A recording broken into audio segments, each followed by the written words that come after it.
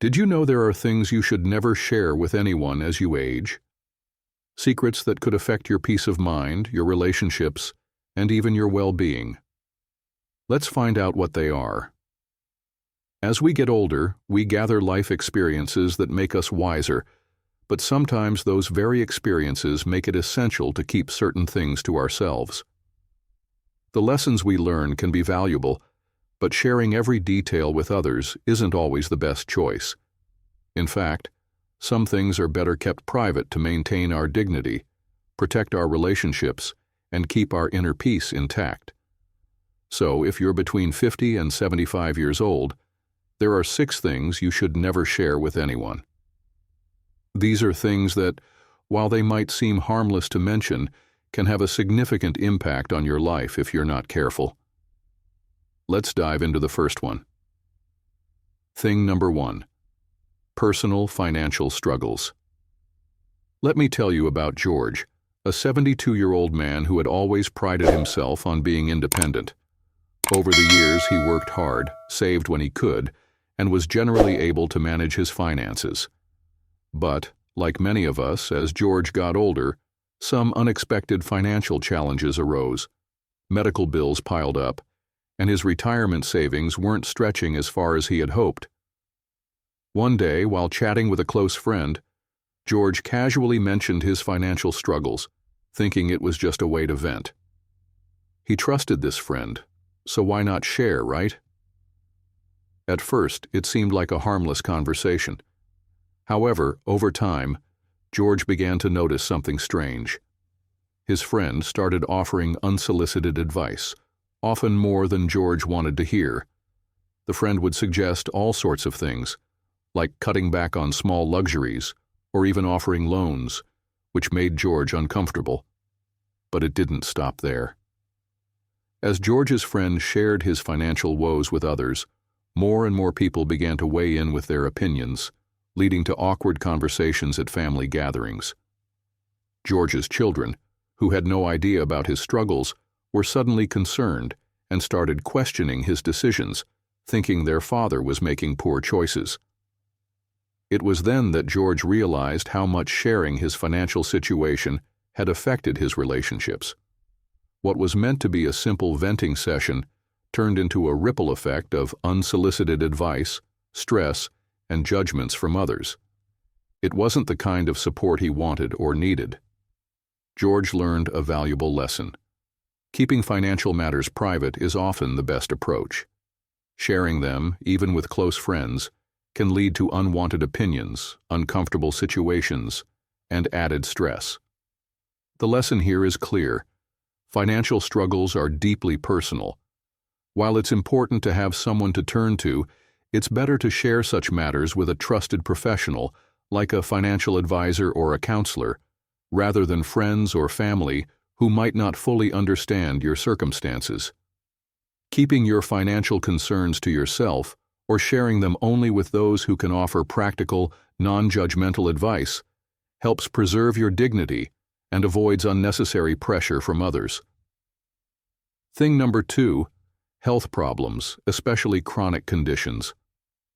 Let's talk about Margaret, a 63-year-old woman who had always been known for her energy and vibrant spirit. However, she was recently diagnosed with a chronic illness that she wasn't quite ready to talk about, but it was starting to affect her day-to-day life. One day, feeling a bit overwhelmed, Margaret decided to confide in her neighbor. She figured it was a close enough relationship to share something so personal. Her neighbor, well-meaning as always, expressed concern and offered all sorts of advice, from diet changes to alternative therapies, and promised to check in often to make sure Margaret was okay. At first, Margaret appreciated the kindness, but soon something began to change. Every time they met, her neighbor's eyes were filled with pity, and it felt as though Margaret's health had become the sole focus of their conversations. She noticed her neighbors started treating her differently, like she was fragile or incapable of doing certain things on her own. What was once a lively friendship began to feel heavy, and Margaret realized that by sharing her chronic condition, she had unintentionally shifted the dynamic of their relationship. She didn't want her illness to define her, but it seemed that's all people saw when they looked at her. This experience taught Margaret an important lesson. Chronic health problems, while challenging, are personal. While having a support system is essential, oversharing can lead to unwanted sympathy and overbearing concern that may feel more isolating than helpful. Health issues shouldn't overshadow your identity or relationships, and sharing too much with others can result in them treating you differently than you'd like. The lesson here is that it's important to strike a balance. Share your health struggles with those who genuinely understand and can offer practical support, but avoid letting your condition become the center of every conversation. Sometimes it's better to keep certain aspects of your health to yourself, especially if you fear it might change how others view you. It's all about protecting your dignity and ensuring your relationships stay rooted in the person you are, not just the challenges you face. Thing number 3, family conflicts. Let me share the story of Tom, a 70-year-old man who was going through a tough time with his adult children. For years, Tom had a close-knit relationship with his family, but recently things had started to unravel. Arguments and misunderstandings were becoming more frequent, and it left Tom feeling hurt and frustrated. One evening, after a particularly challenging confrontation with his son, Tom turned to his best friend for support. He needed someone to talk to, someone who could listen without judgment, so he opened up about the issues he was facing with his children, hoping that sharing would help him find some clarity. At first, it seemed like a safe space. His friend listened and offered some advice, which Tom appreciated. However, as the weeks went by, Tom began to notice something unsettling. His friends started commenting more on Tom's children's behavior, expressing opinions about how they were handling things, and even offering suggestions on how Tom should deal with them. While Tom knew his friend meant well, he realized that the more he shared, the more his friends' opinions began to color their conversations. Worse, Tom started feeling as though his friend was taking sides. Soon, Tom began to sense a shift.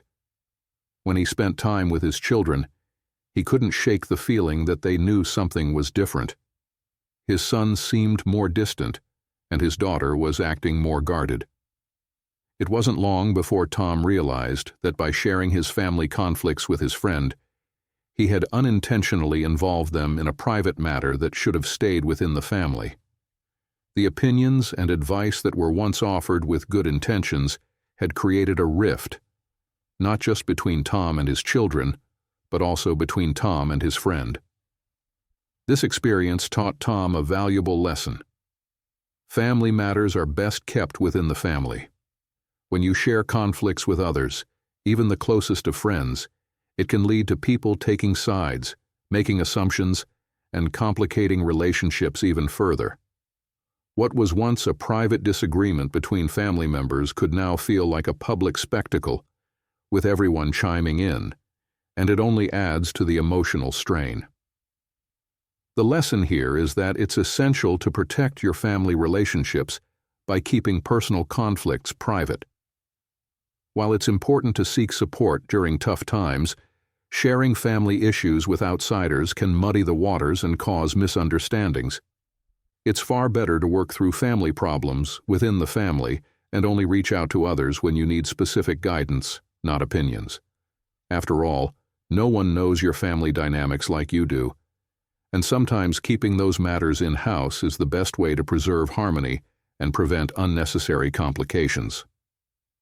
Thing number 4, emotional struggles and loneliness. Let me tell you about Eleanor, a 75-year-old woman who had always been active and social. But in her later years, she found herself feeling increasingly isolated. Her children had moved away and her friends had either passed on or were less able to keep up with her. As the months went by, Eleanor began to feel a deep sense of loneliness that she couldn't shake. One day, while having a conversation with a neighbor, she opened up about how isolated she had become. From then on, Eleanor found herself telling anyone who would listen about her loneliness, hoping for some comfort or connection. At first, people listened sympathetically, offering their condolences and suggesting she visit them more often or join activities in the community. But as time went on, Eleanor started to notice a shift. Whenever she spoke to people, it felt like their responses were laced with pity. Conversations that once felt meaningful began to feel strained, as though she was a burden. Her neighbors, and even her family, began to treat her like someone who constantly needed help or attention. Instead of feeling supported, Eleanor started to feel more isolated than ever, as if her loneliness was now the focal point of every interaction. It was then that Eleanor realized how much her constant sharing of her emotional struggles had changed how others viewed her. What she had hoped would result in connection and comfort had instead created a dynamic where people saw her as someone always in need, someone to be pitied. This only made her feel more alone. This experience taught Eleanor a crucial lesson. While it's important to seek help, constantly sharing feelings of loneliness can turn others away or make you seem dependent. People want to help, but when someone repeatedly expresses emotional struggles, it can start to feel like a never-ending cycle of needing sympathy, which can be draining for those around you. Instead of leaning on others for emotional support all the time, Eleanor realized that finding constructive ways to address these feelings was key. She started exploring ways to meet new people, like joining a local book club, and even sought professional support from a therapist to help her navigate her feelings. This shift allowed her to address her loneliness without overwhelming others. The lesson here is clear. While sharing your feelings is important, it's better to find outlets and support systems that allow you to feel heard and understood without burdening those around you. It's about finding a healthy balance between seeking help and cultivating independence in how you cope with emotional struggles. Thing number 5. Personal regrets or past mistakes. Let me tell you about Norman, a 65-year-old retiree who had recently found himself reflecting a lot on his past. Over the years, he had made decisions he regretted, choices about his career, relationships, and how he spent his time. One day, he confided in a colleague at a casual lunch, hoping to share his feelings and maybe gain some understanding. He talked about some of the mistakes he'd made in his younger years and the regret that had been weighing on him. Norman believed that sharing these feelings would help him feel better and maybe even get some perspective from someone outside of his close circle. However, as Norman spoke, he began to notice a shift in his colleague's demeanor. The sympathetic listening seemed to turn into something else: judgment. His colleague started offering unsolicited advice, telling Norman he should have done things differently, and even subtly implying that his mistakes were a result of poor choices. Norman was taken aback. What he had hoped would be an empathetic conversation felt more like a subtle critique of his life. Rather than feeling understood, Norman felt embarrassed about his past. His colleagues' responses made him question whether his regrets were something he should have kept to himself. This experience was a turning point for Norman. He realized that regrets are a part of life, but constantly dwelling on them with others could prevent him from moving forward. Sharing those personal mistakes with people who don't truly understand the full context, or who may judge, can make you feel worse, not better. It's not that people don't care, but they might not always know how to respond in a way that helps you heal or grow from your past. The lesson here is clear. Keep your regrets to yourself or share them with someone who truly understands and won't judge. While it's important to process your past and learn from it, sharing these feelings with someone who doesn't fully grasp your journey can sometimes do more harm than good. Instead of constantly revisiting past mistakes with others, find healthy ways to address them within yourself or with a trusted confidant who knows you well and will offer support, not judgment. Moving forward is key, and sometimes that means letting go of past regrets and focusing on the future without the weight of others' opinions holding you back. Thing number 6. Your plans for the future, especially big life changes. Let me share the story of Joan, a 58-year-old woman who had been contemplating a big life change, selling her house and moving to a new city. For years, she had felt that a fresh start in a new environment could bring her new opportunities and a different pace of life. One evening, over dinner with friends, Joan casually mentioned her thoughts. She was hoping for a little encouragement or maybe just to hear what they thought, expecting simple feedback. Instead, her friends bombarded her with questions and unsolicited advice. Why would you leave your home? What about your family here? Are you sure it's a good idea? At first, Joan felt they were just concerned, but as the conversation went on, she started to feel overwhelmed. Instead of feeling supported in her decision, Joan began to question everything. The more her friends spoke, the more she doubted whether moving was truly the right choice. Their well-meaning advice led her to second-guess her plans and caused her unnecessary stress.